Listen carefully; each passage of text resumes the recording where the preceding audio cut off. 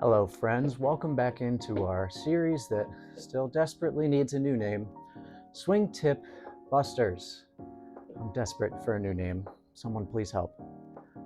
Anyway, today's quick tip will focus around why are you topping the ball? Now, this may be a little different from the first video that we have on our channel. I don't think you've seen this tip from any social media like instructors. At least if you have, they should probably have their account deactivated, maybe their golf clubs confiscated. Just take them out back and shoot. So the tip we're gonna bust today is actually one that you most often hear from your golf buddies. It's that you lifted your head up after you topped the golf ball. Yeah, thanks, Gary. How about you go check and see how many squirrels you murdered with that last drive, yeah? So let's get this out of the way first. If you don't lift your head up, you're never gonna be able to see where the ball is going. You have to lift your head up to follow the ball. You restrict your range of motion.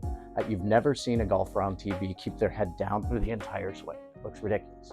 Maybe you lifted your chest up and your head up too early, didn't stay down in a nice impact position, maintaining the angles you established to set up. But why did you do that? Now, 99% of the players I see topping the ball and unable to stop it trace back to their grip pressure, and how they release or don't release the golf club. Let me show you what I mean by that. Just like all my in-person lessons, let's start with the grip. Just like my setup video, I have my reusable shopping bag here, a few dozen balls and some training aids, a little weight in there. Now, this is something, by the way, if you're working on your grip, that you should keep in mind every time you pick something up with these handles like this. These bags, like range buckets, are really good, diaper bags. Always pick it up in the hand that's on top of your grip. It's the left for the righties or right for the lefties. Hold that down by your side. Feel where that naturally wants to sit. That hand naturally wants to hold that down by your side. Memorize where that bag is naturally picked up with the hand on top, right? Now, if I bring that out in front where I hold my golf club, I can look down, I can see 3 knuckles. That is where your grip should stay. Now, I'll just put my club, my grip right on top of the handles and wrap my fingers around, my thumb over the top. It should sit there just facing a little bit away from my target. When I bring my hand down in front, keep that hand down there. Look, I can see 2 or 3 knuckles without moving my head to crane it better. My bottom hand, put my bottom hand on towards my target. Make sure my V's created by my thumb and forefinger are pointed in the same direction.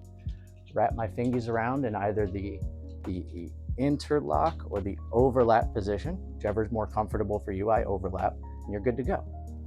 Now let me show you why the grip is in this position, right?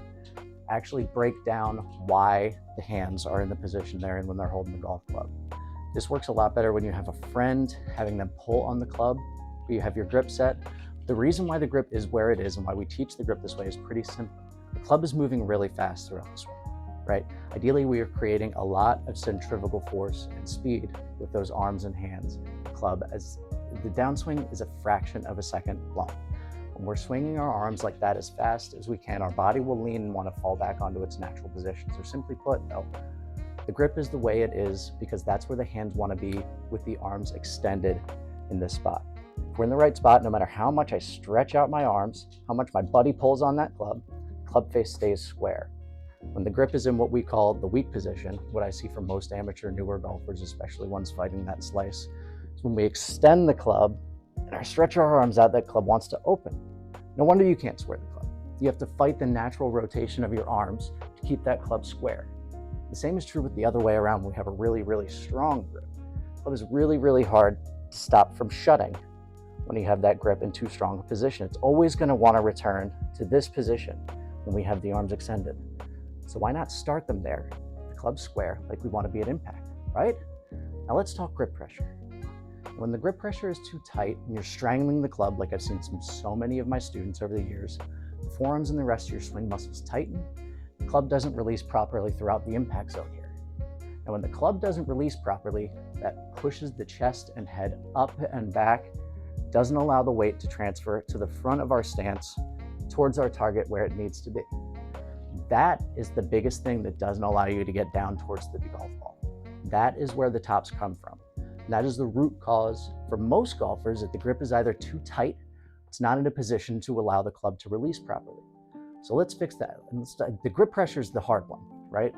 This is a drill I came up with while I was writing the script. I don't know if it's going to work or not, but The only way I've ever heard it explained is you hold the grip like a wounded bird, right? Because we're all in animal control, just handling birds every day, right? As soon as I'm done with these birds, I'll hold it around a 3 to 4 out of 10, but everyone has a different understanding of what that means. We need something concrete that we can rely on to tell us how our body should feel throughout these motions.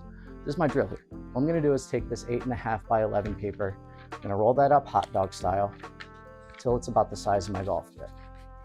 Now the grip pressure that I want you to feel as you hold the club at setup is the same pressure you're gonna feel holding this paper in this position here.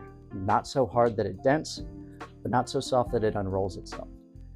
Now, this is a perfect feel of how the club should be held. This is that perfect 3 out of 10 that every instructor is always asking of you. You should be holding the club with just enough pressure so it doesn't fly out of your hands while you're swinging it, just like you're holding this piece of paper here. Now, this is where most of your tops are coming from. This is why you stand up or pick your head up. Your grip is too tight. You can't release properly, carry your momentum through the target. With nowhere else for that momentum to go, the ground pushes back, and then you're up and you're in jail.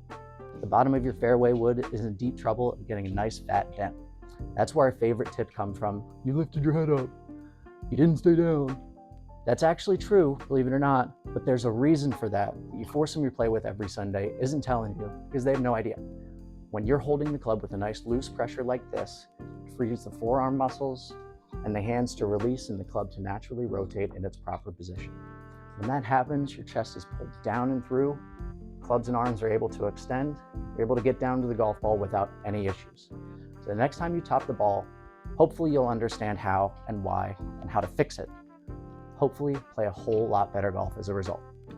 Thanks so much for watching, everyone. If this video helps, please be sure to like and subscribe or follow for all of our latest videos and swing tips. Check out the Golf Live link in our channel description to book your free swing analysis and see if virtual lessons are right for you. Because remember, nobody who cannot see your swing should be able to tell you what works best for it. And check out our Green Grass Golf blog over on greengrassgolfshop.com for even more tips and to help you play your best. Most importantly, don't keep us a secret. Leave a comment for the algorithm and share with your friends to help us help more golfers. Thanks again all. We'll see you on the course.